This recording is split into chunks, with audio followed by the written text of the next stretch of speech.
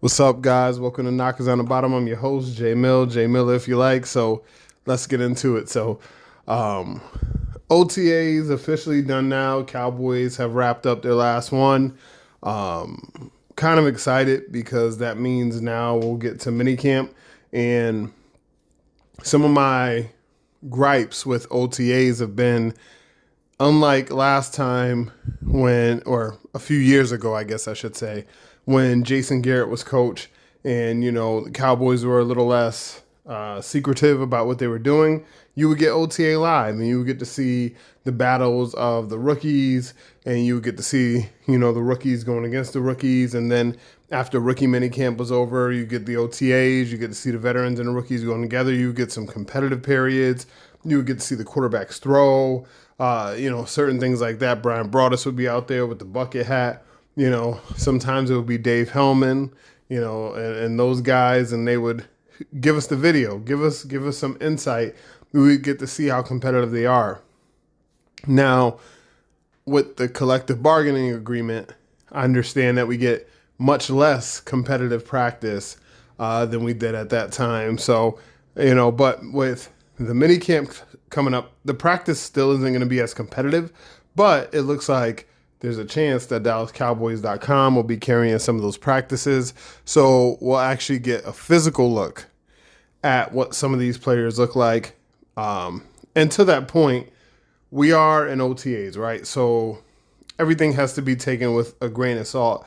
I'm going to recap kind of, what people have been talking about the most and what I've been seeing the most as a Cowboys fan. But you got to kind of take everything with a grain of salt. So when someone tells you, hey, this offensive lineman looks good, or this running back looks good, or this wide receiver made an awesome play, some of the things that kind of come along with that are the offensive line doesn't have any pads on. They can't hit anybody. The running back doesn't have any pads on. He's not getting thudded up like he would in necessarily like a training camp practice. The wide receivers can't get pressed at the line of scrimmage and then the ground to cover. So it's you have to really kind of you got to go over everything with a fine tooth comb, right? Like the stuff that you really want to take away from OTAs and you can't even take this away because, for example, I remember a few years ago, a player named B.W. Webb. He looked awesome in OTAs. He looked like he could cover well. He looked like he might have a chance to really help the team. But then when the season came around, B.W. Webb had a very sparse role in the defense. He was a cornerback. And everybody was kind of thinking about him might be able to play the nickel and might be able to steal some snaps. I still think Jordan Lewis was on the team at that time. So, people were thinking, hey, maybe this kid could steal some snaps from Jordan Lewis. Since Jordan Lewis was in the doghouse, I believe this guy was around during the Chris Richard era. And, he had more of the measurables that Chris Richard looked for. Jordan Lewis was more, hey, you're too small. We're not going to play you. And then the season came around and B.W. Webb was, he lasted in the league a few years. He actually ended up playing for the Pittsburgh Steelers at some point. Did play meaningful snaps for them, but for the Cowboys, he ended up being nothing. So, and we hear about this every year, right? I know, or maybe not all of you guys, remember the name Matt Johnson. Remember the name Justin Berrial. Like, these are all players who came down through the years that were shining during times like this. And we have one on the team right now, Jalen Cropper. Jalen Cropper always shines during OTAs, during mini camps, even sometimes during training camp.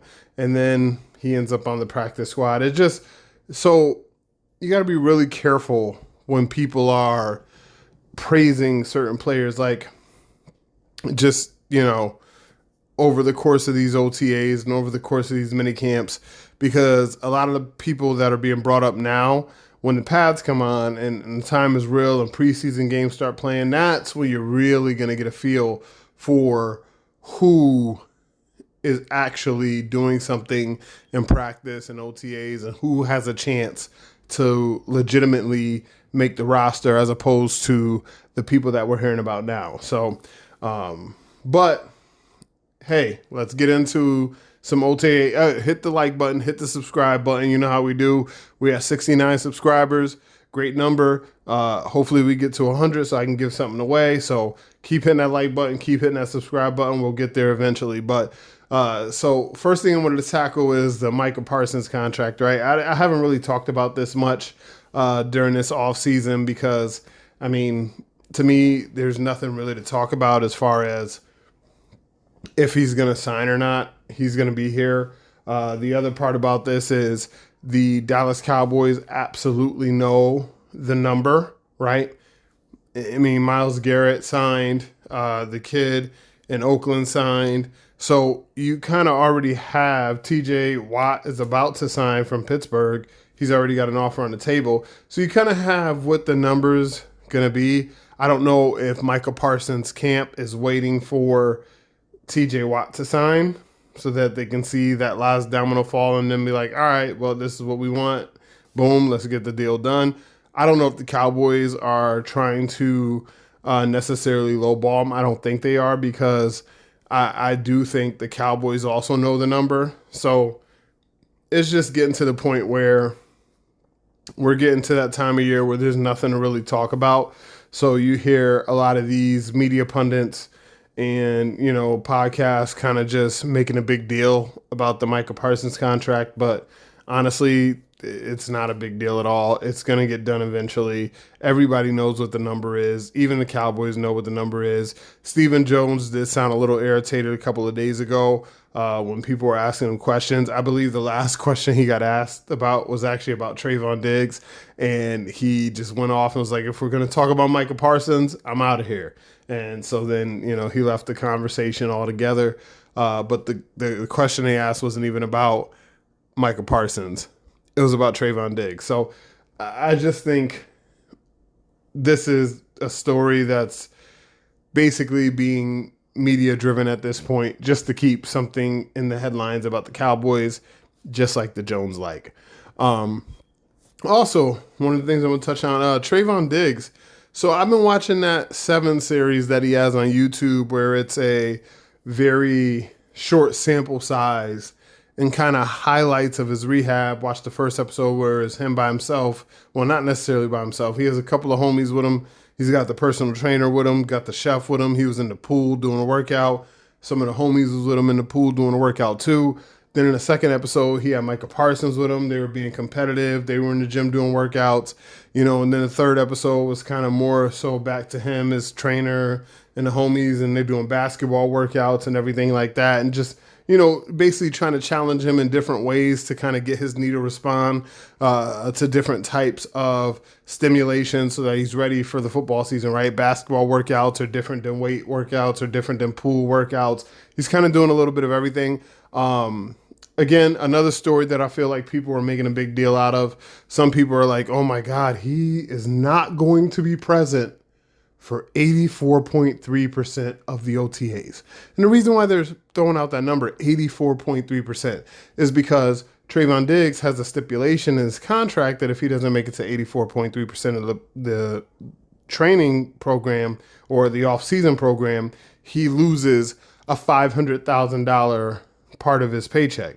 But that's not, it's a $500,000 bonus, right? Trayvon Diggs is still going to make well over $18 million this year for the Dallas Cowboys, whether he makes these training programs or not. So that's number one. Number two, he has had a disconnect with the training staff of the Dallas Cowboys, right? So the Dallas Cowboys training staff has gotten a little bit of a bad reputation, I guess, as far as trying to help these players rehab these injuries. Not in the quality of work that they do, but in the quantity of work that they do. They might not necessarily have the same type of resources around that rest of the teams do. And that's more of a Jerry Jones thing because he should just have more people there. If that's what they need, pay more people, have more people on staff if that's what the disconnect is with your players.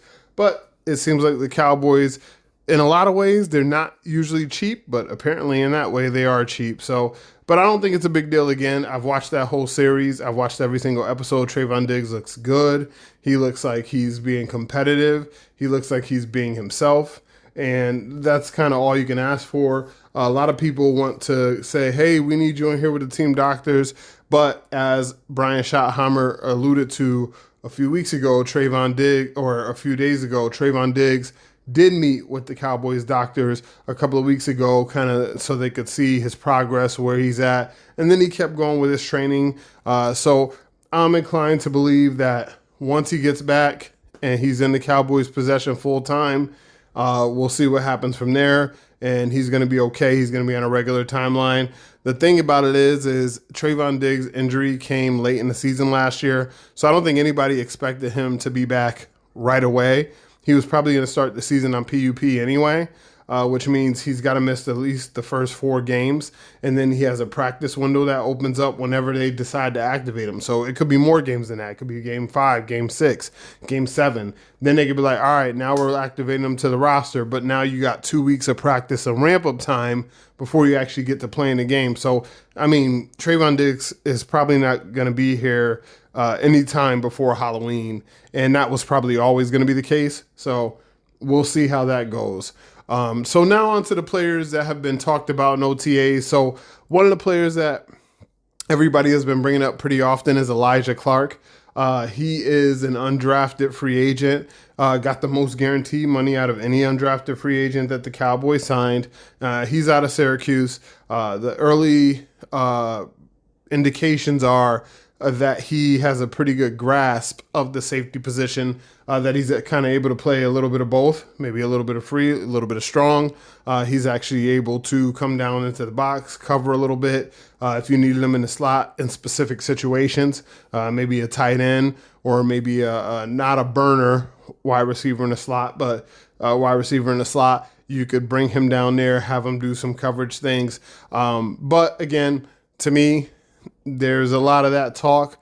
Let's see what happens when we get to training camp and he has to go against, people breaking off their routes and leaving the cornerback in the dust. And now he has to go against the George Pickens screaming down the sideline, at 6'4" with a 4.4 40 going up to get that ball, or a CeeDee Lamb screaming down the sideline. Oh, well, now I'm breaking in. And Dak Prescott hits him on that. Or some of these preseason games where he isn't seeing, as we talked about last year, the same mannerisms from the same wide receivers over and over again until he gets a beat on what they do. Now he has to go against people where he doesn't know their tells. He can't understand when this person's breaking off this route inside, breaking off this route outside. He can't tell that, oh my God, this quarterback looked me off to the right and the receiver beat the corner and I got to go over there and help.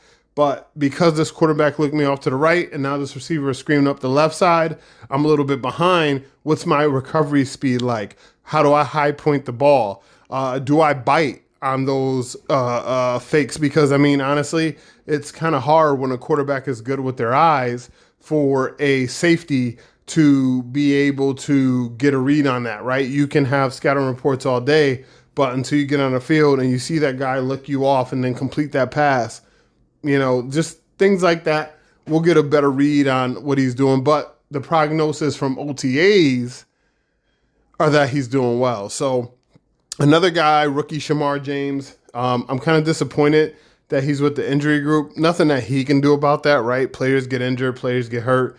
You can't hold that against them. I'm more disappointed because I feel like this is a good learning time, right? So what I talked about with the physical things just a minute ago with the safety, the thing about OTAs is it's more of mental time, right? So Shamar James did have an interception early on in OTAs. Yeah, whoop-de-doo, it's OTAs. I don't care about the interception. What I care about is the reps of going half speed or going 3/4 speed or going walk through.